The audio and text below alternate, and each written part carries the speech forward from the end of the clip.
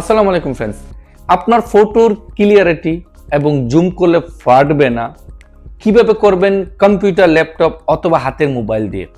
এই যে দেখতেছেন, এরকম ভাবে আপনার ফটোটার কিন্তু হাই রেজুলেশন করতে পারেন আপনি একটা অ্যাপসের মাধ্যমে।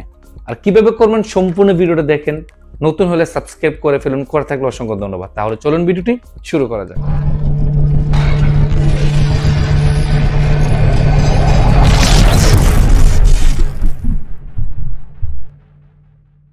প্রথমে যে কোনো একটি ব্রাউজার ওপেন করবেন। আমি গুগল ক্রোম ব্রাউজারটা ওপেন করলাম। ওপেন করার পর এখানে সার্চ অপশনে গিয়ে লিখবেন ইমেজ আপস ক্লিয়ার।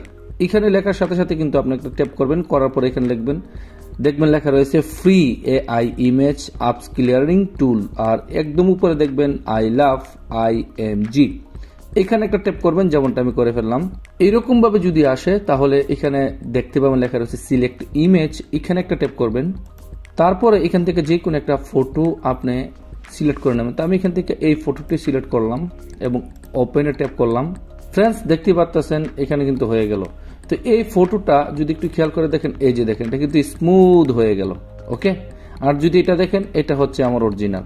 তো এই ফটোটা কিন্তু কখনো এটা কিন্তু দেখেন আদা হবে না, ফাটবে না, এবং এটা রেগুলেশন একদম ভালো থাকবে।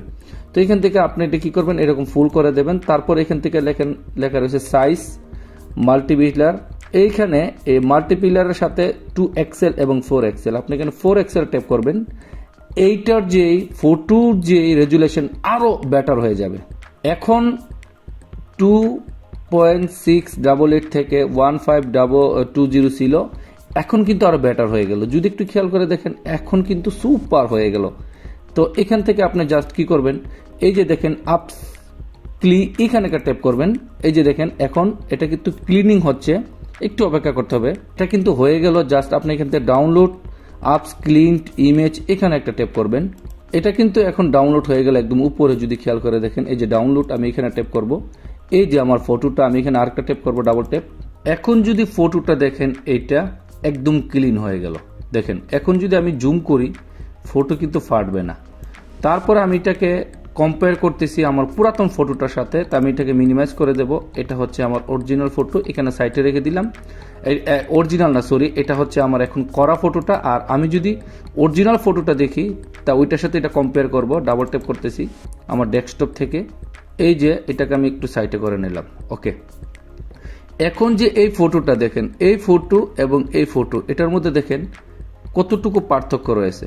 দেখেন এই ফটোটার মধ্যে আর এই ফটোটার মধ্যে, এটা ফাটবে না। এটা জুম করবেন, এইভাবে লেখা আসবে, এইভাবে দেখবেন। আর যদি এটাকে জুম করেন, দেখেন দেখেন এটা কিন্তু ক্লিন। যদি একটু খেয়াল করে দেখেন, এটা কিন্তু ক্লিন রয়েছে, এটা কিন্তু ক্লিন না।